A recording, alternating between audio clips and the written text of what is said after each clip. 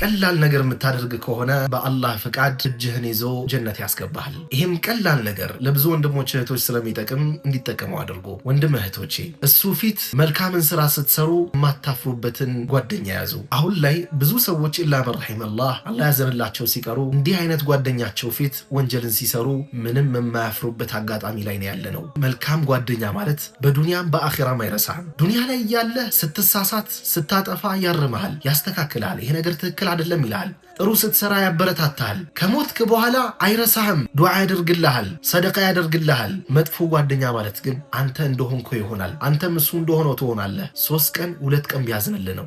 ከዛ በኋላ ይረሳሃል፣ አያስታውስም፣ ወላ ዱዓ ያደርግልህም ወላ ሰደቃ ያደርግልህም። አላህ ስብሓነሁ ወተዓላ በቁርአኑ ምን አለ?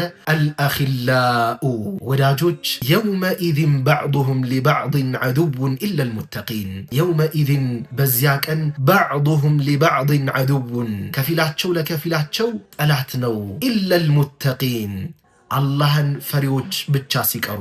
ያ ዒባዲ ባሮቼ ሆይ ላ ኸውፉን ዐለይኩም ልየውመ ዛሬ ቀን በእናንተ ላይ ፍርሃት የለባችሁም፣ ወላ አንቱም ተሕዘኑን እናንተም የምታዝኑ አይደላችሁም ይባላሉ። ስለዚህ መልካም ጓደኛ የሚኖርህ ከሆነ ብኢዝንላህ በአላህ ፍቃድ ምናልባት እጅህን ይዞ ጀነት ያስገባሃል።